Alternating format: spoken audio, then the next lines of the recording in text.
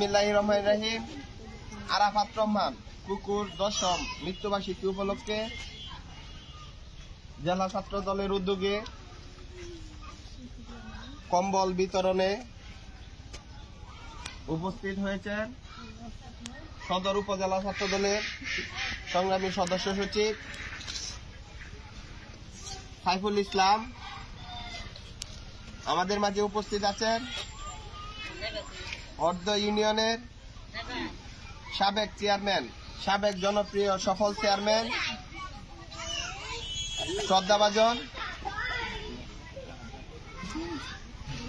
এবং লতিয়াবাদ ইউনিয়নের সাবেক আহ্বায়ক,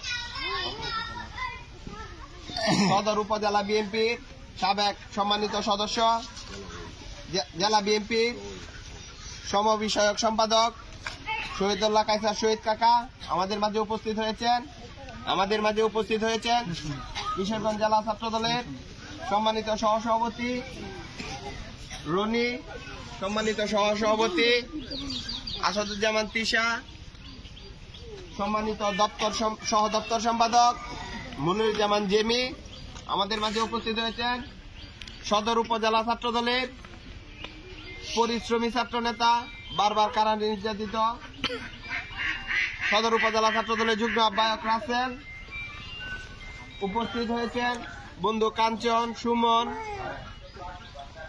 জেলা ছাত্র দল নেতা লিমন সহ আরো অনেকেই।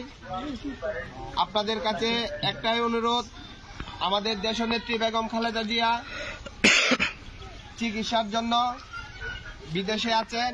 আপনারা দেশনেত্রী বেগম খালেদা জিয়ার জন্য দোয়া করবেন।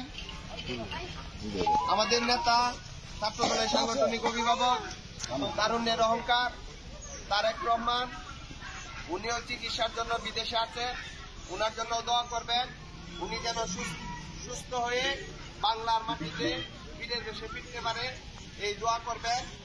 এবং যার জন্য আয়োজন মরহুম আরাফাত রহমান কুকু, উনার 10ম মৃত্যুবার্ষিকী উপলক্ষে আজকের এই আয়োজন, উনার জন্য আপনারা দোয়া করবেন।